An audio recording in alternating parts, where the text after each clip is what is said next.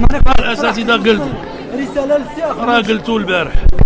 لا بغينا اليوم لا ولكن بلاتي والله يخليكم دابا واش نبقاو نقولوا نعاودوا. شوف الرساله ديالك من فاس دابا لا فاس ولا مراكش. هذا نظام اساسي خرجته الحكومه، رفضوه الاساتذه وخرجوا للاضراب وعرضوا نفوسهم للاقتطاع، معنى انهم رافضين رفض حقيقي وانه يضر بهم، انه ما منسجمش مع داك الشيء اللي قالت لهم الحكومه في الاول.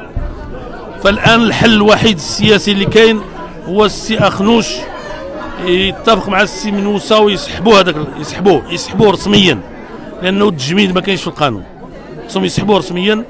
وبالمقابل اخوان ديالنا الاساتذه يجب ان يرجعوا الى دروسهم ويخرجوا وما يخليوش الاولاد ديال المغاربه في الشارع.